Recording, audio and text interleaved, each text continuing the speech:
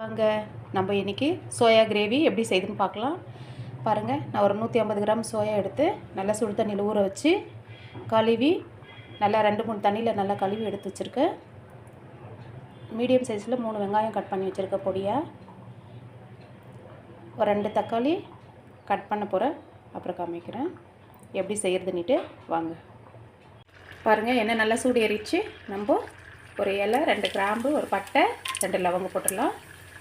அது நல்லா சூடு ஏறட்டும். பாருங்கள், வெங்காயம் சேர்த்துட்டு நல்லா ஃப்ரை பண்ணிக்கலாம். நம்ம நல்லா இது ப்ரௌன் கலரில் ஃப்ரை பண்ணி எடுத்துக்கலாம். அதுக்குள்ளே நம்ம தக்காளி ரெடி பண்ணிடலாம். வாங்க பாருங்கள், சாப்பரில் நான் மீடியம் சைஸ் 2 தக்காளி எடுத்து பொடியாக கட் பண்ணி வச்சுருக்கேன். சாப்பரில் போட்டு எடுத்து வச்சுருக்கேன். இப்போ நம்ம அந்த வெங்காயம் நல்லா வதங்கிடுச்சு, அதில் சேர்த்துக்கலாம். பாருங்கள், நல்லா வதங்கிடுச்சு. இது தக்காளி சேர்த்துக்கலாம். இது வதங்கிறதுக்காக கொஞ்சமாக உப்பு சேர்த்துக்கலாம். எவ்வளோ வேணுமோ நீங்கள் அவ்வளோ சேர்த்துக்கோங்க. நல்லா ஃப்ரை பண்ணிக்கலாம்.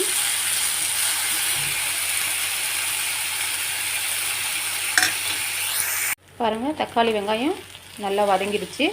நம்ம இப்போ மசாலா சேர்த்துக்கலாம்.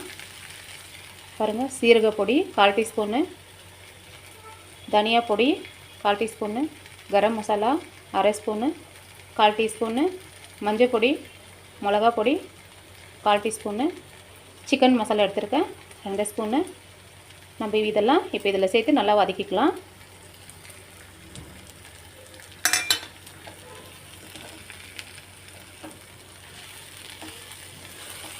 நல்லா எண்ணெய் பிரிகிற அளவுக்கு இதை நம்ம கொஞ்சம் வதக்கி எடுத்துக்கலாம்.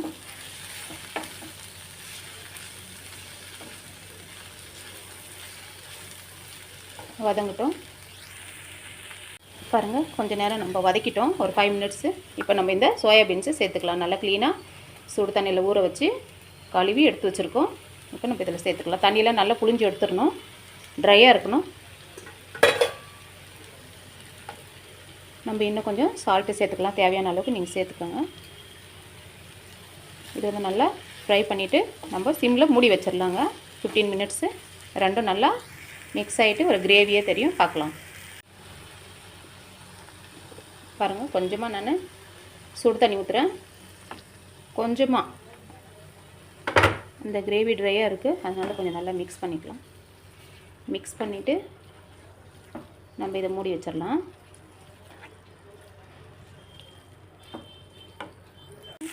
நல்லா ட்ரையாக நல்லா ஃப்ரை பண்ணி எடுத்தாச்சு. இப்போ நம்ம கொத்தமல்லி சேர்த்துக்கலாம். கொத்தமல்லி சேர்த்துட்டு லைட்டாக கலக்கி விட்டுக்கலாம். ரெடிங்க, அவ்வளோதான். உங்கள் வீட்லேயே ட்ரை பண்ணி பாருங்கள், சூப்பராக இருக்குது பார்க்குறதுக்கு.